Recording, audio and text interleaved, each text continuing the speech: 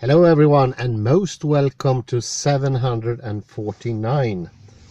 I'm sitting here in a quite chilly place and I hope this will be recorded fine. I do have the lights on here in the car. I might have to turn them off. Don't know why the light is so dim here. Well, as I mentioned in 747, we were talking about space as being distant to us. But that actually goes for time. I imagine you remember well the comparison between time and space. How space is sort of the starting point for time. All our time metaphors are coming from space.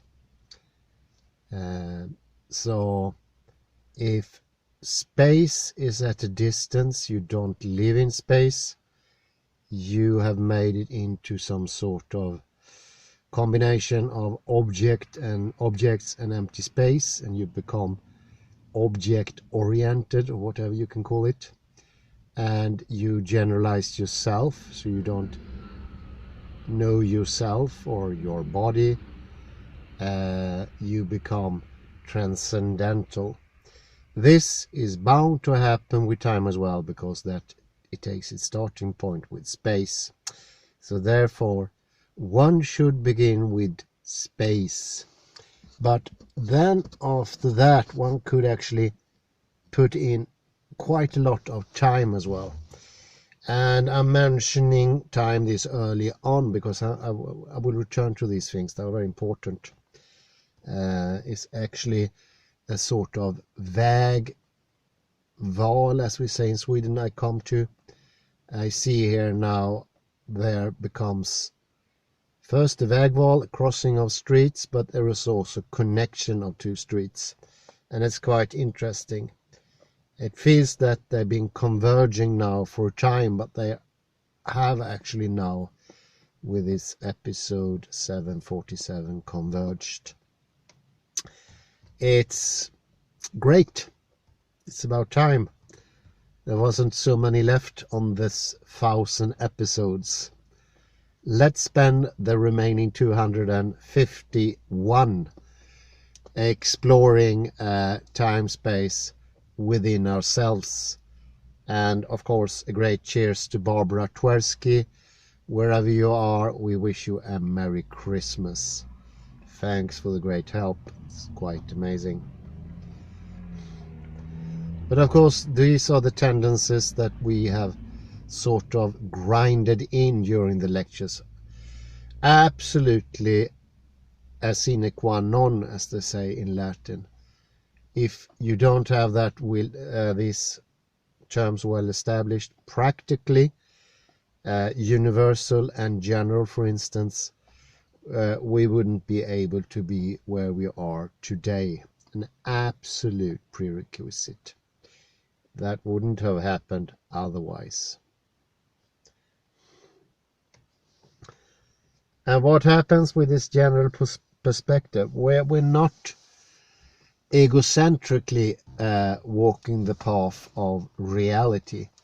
Instead, we have sort of an allocentric view from nowhere, and we let that be the foundation. Allocentric is a very nice complement, but it's not the foundation. It starts where you are.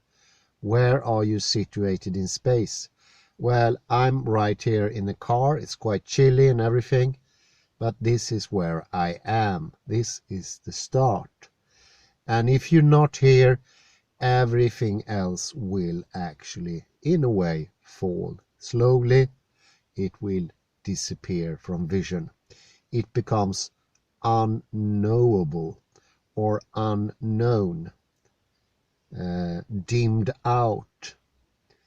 We spoke earlier about distant, becomes distant, in the skyline, somewhere very far. And by making something distant, or by something becoming distant, it actually become very distinct, very clear, and it's easy to separate and categorize. This is one of the reasons of making something at distance. But it's not the more fundamental way. We need to be grounded. Our body needs to be grounded in reality. It cannot be floating in the air. And this is completely literal. You need to have a connection to your sitting bones. Otherwise, this won't make any sense. Sounds really weird? Well, we are situated in the bodies. Body and mind are the same thing. By not practicing that, you don't believe it. That's about it. You need to practice it. And then it will make sense eventually in a way that might not be the normal way things make sense, but it's going to be in a much stronger sense. You will not doubt this thing in the same way. Although you will possibly say that there are other options, the security is much grander.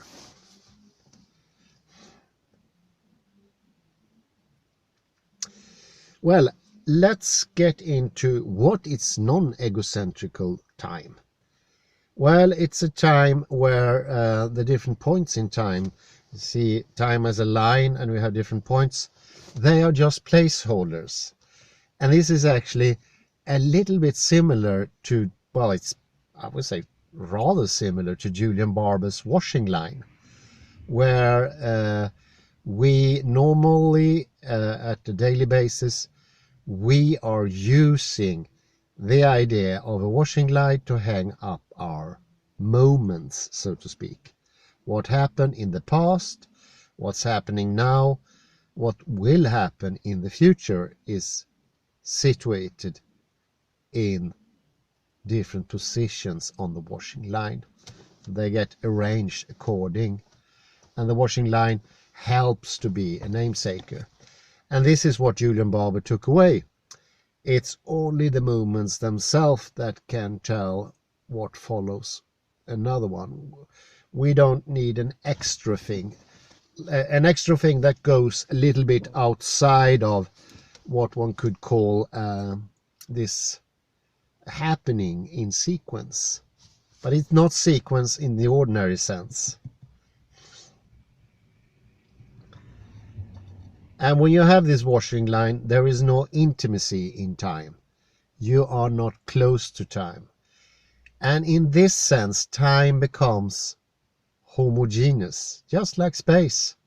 So it's always the same time. The time tomorrow at 5 o'clock is the same as it was yesterday. It's just a different position on the washing line. It doesn't have any properties. It doesn't have any feel to it. Time is, in this sense, without properties, without traits. It doesn't have a feel to it. And when something doesn't have a feel to it, something is distant. It's not absolutely correct.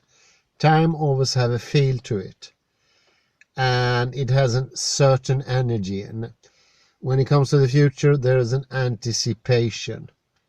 When it comes to the past, maybe there is a strongholding. It's clear. And when it comes to the present, it helps you in action, for instance. It's a sort of an energy to keep you going, that keeps you going. And you feel it in the mind and in the body as well at the same time.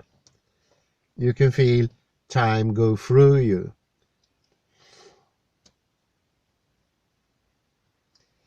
And this is a great contrast to this distant time, which is shapeless, nondescript, always the same. You hear this is very similar to homogeneous space. Homogeneous space doesn't have any traits either. It's just empty, blank.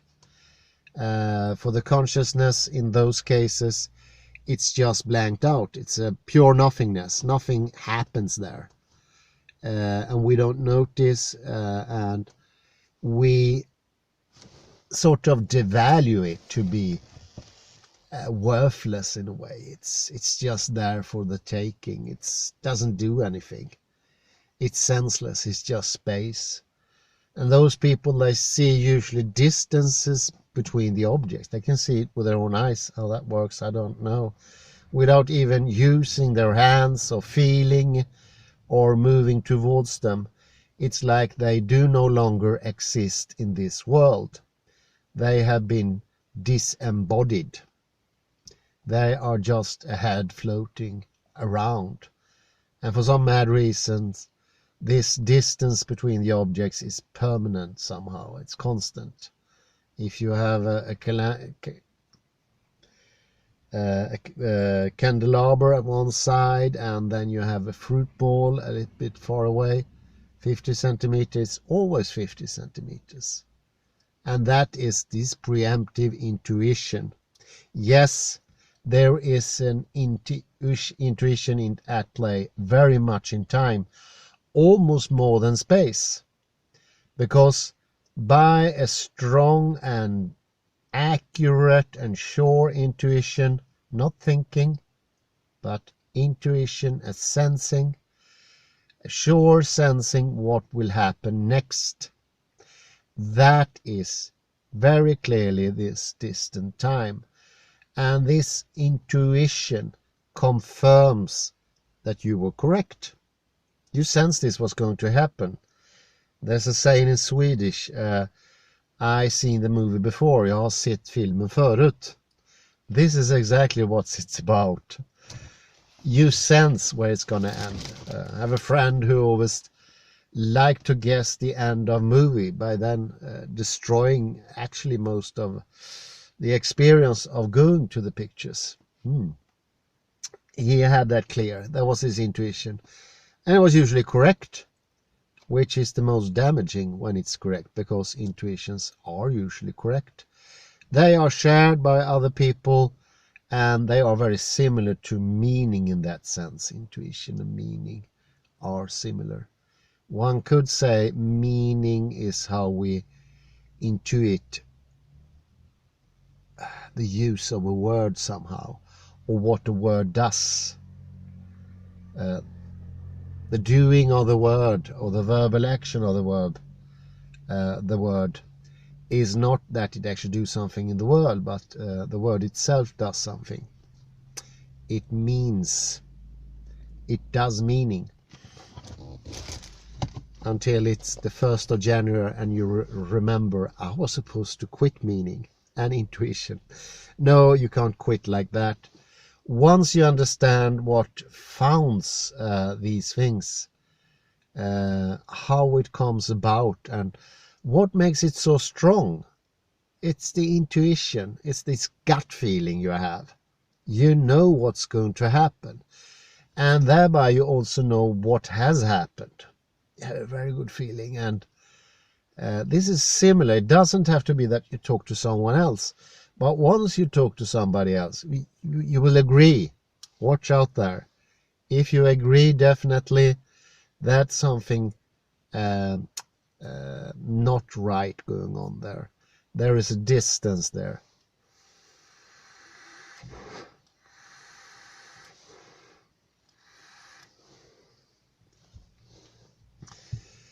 Could be some people that don't really understand how easily we get affected by each other, and that there is such a thing as a collective knowledge. Without that collective knowledge, you wouldn't have society, and we tap on that, and intuition is connected to that, and possibly that's one of the reasons the intuitions are so goddamn accurate. I just knew that's going to happen.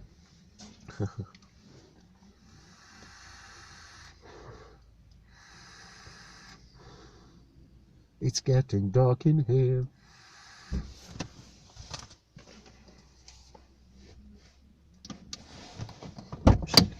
Let some air out or in.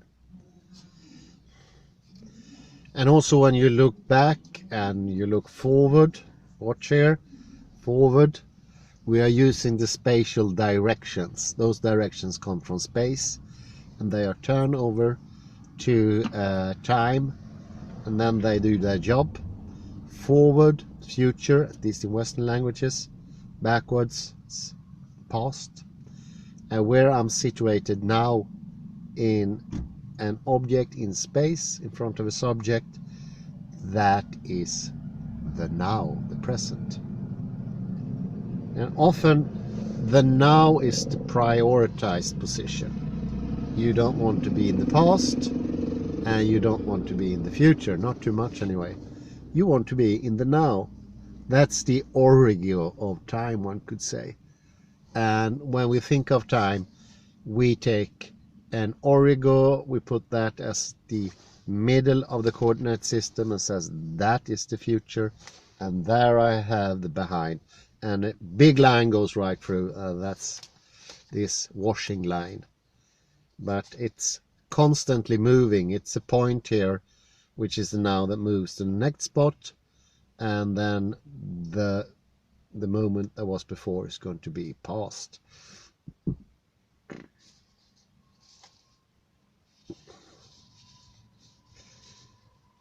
So time as very distance becomes just a placeholder. It's so dimmed out, you can almost perceive it as being a very, very thin line going somewhere. You can't see it, but that is time. One-dimensional, doesn't go backward, it has a direction forward all the time.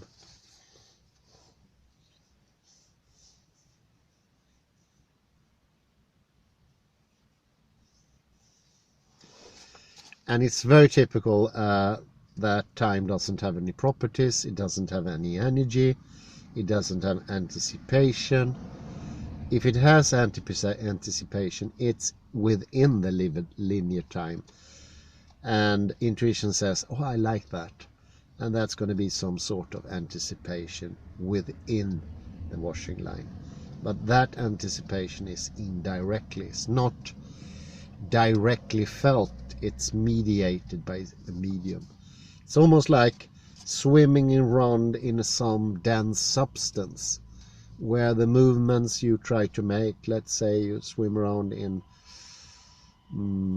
syrup, it's very dense and you can hardly move your hands. For those who has been swimming around in the Dead Sea in Israel, that's the same feeling. It's slow, it's sucking energy, nothing really happening.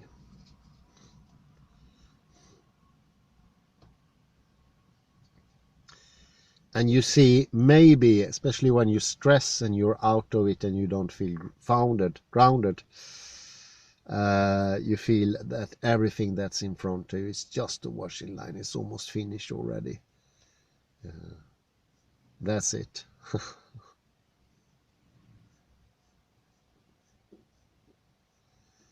And of course, this is classical physics. It was highly criticized when it came with Newton. The tendencies were already there, object in space in front of subject, but it became so much stronger when we got a sort of a scientific, what could you say, foundation for it. And then people, and this can't be stressed enough, when people start using this way of doing things, almost like magic in the beginning, it becomes incredibly convincing, because the body knows much more than the mind. And if the body does technology, it will believe in it. It will also believe in its products. And linear time is sort of a repetition of the products of this calculation. One could also call that technological thinking. Maybe that's a bit of an exaggeration, but it's somewhere in that line. It's technology that helped this become strong, bodily wise, not like an ideology. We tried it out with due technology. It has done miraculous things for a human being. And just the fact that it was pure miracle in the beginning. And of course it's going to be even more miraculous for the people who's outside, not inside, not doing the differential calculus. Because if you don't see it or do it, it becomes even more magical. But I would gather it was even magical to some extent for the ones who did it. It had never been done before. You can imagine. It really struck humanity as being something out of this world completely.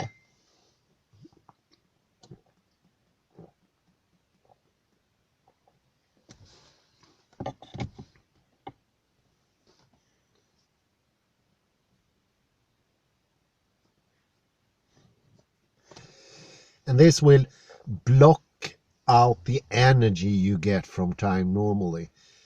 When you are intimate with time, time make you literally fly. You feel the energy in your spine. You feel the energy in the whole of your body. It moves you. It fills your veins with this vibrant stuff, which is time.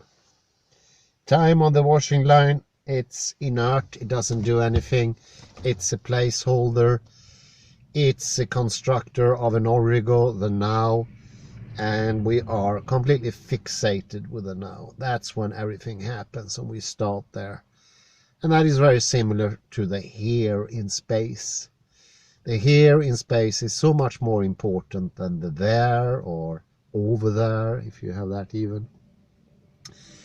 And it takes overhand, and it makes everything sort of squarey, so we say in Swedish fyrkantigt, not vibrant, dead in perception, grayish, dimmed out, blunt, just as our movements become blunt in this situation, not agile, not coordinated. You just go around for the motions. It doesn't give you any happiness to do the thing.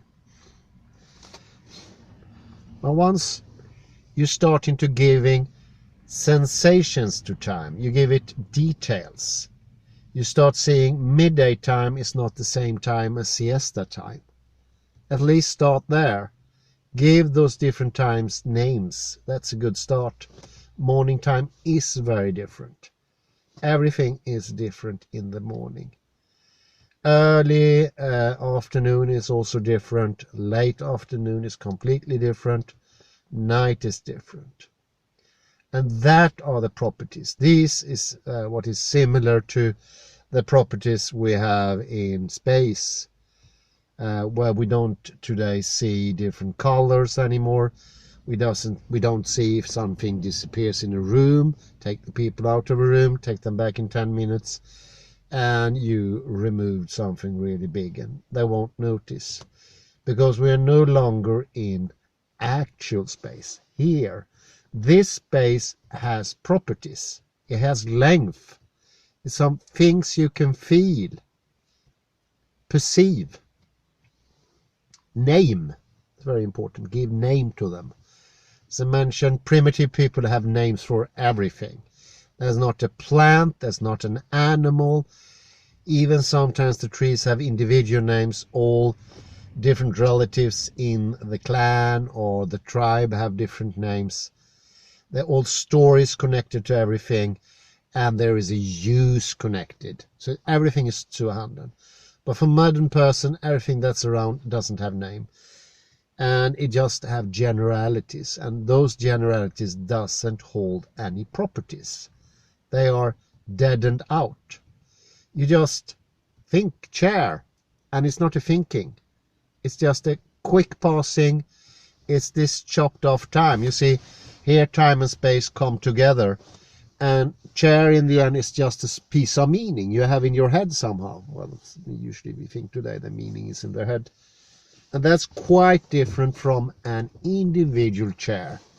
And that chair is something from the beginning that is genuine, an individual, an entity in your reality, and close to as well, not far away. Look at the things around you. They don't look similar. Even if they sometimes come from the same factory, time have made them different, and they don't even come out exactly the same. And they are also in relationship to each other, and that makes them special.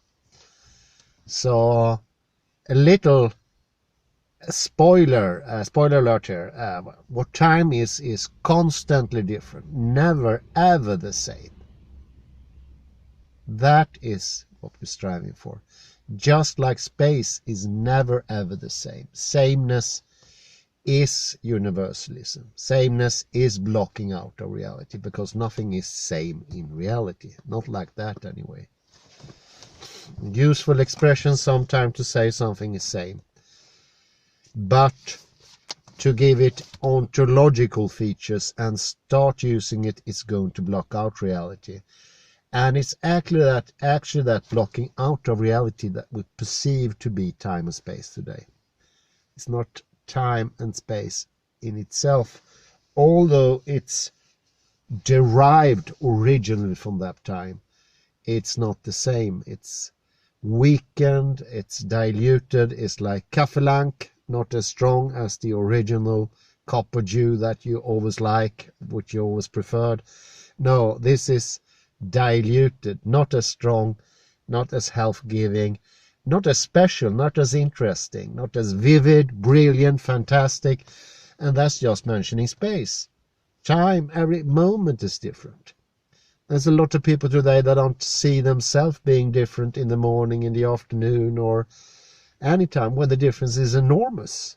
It's absolutely enormous. The world doesn't look the same. And it doesn't have the same color depending on where the sun is, and people don't perceive that today. They just say the sun is out. I have a quaint happenstance, was in a clothing store, and they had these special lamps you can turn out. And somebody asked, why do you have those lamps? Said, this is so you can see the colors of the clothes in daylight, and you don't have to go out of the store. And that person would just, why would I do that? We have lights here. Is there any difference? Wow, I thought to myself. My God, the difference is enormous. It's just enormous. You can buy clothes of the completely different color than what you anticipate. And you have no idea what sort of light there is inside the store. But most people don't notice that. Go to a primitive person, so-called primitive, then we know all that difference.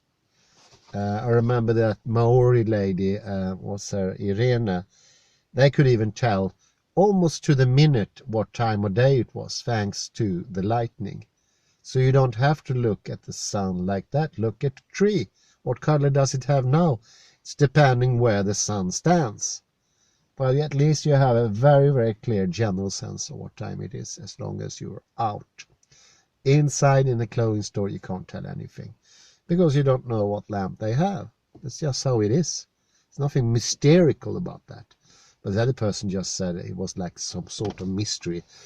Do you mean that's so interesting? I'm going to write it up. Something like that. Well, I do the same mistake myself. It's just, I even been painting. But painting actually helped me to understand those things. But I know this was common knowledge before, and it was for the parents of my grandparents. They had different words for it, and at that time they did still doing this very nice habit of kura skymning, which I almost did today. Here I was sitting here in the car freezing my ass off, but it's a bit similar. I thank you very much for your attention. It was a pleasure as always, and I bid you a pleasant good night. Bye bye.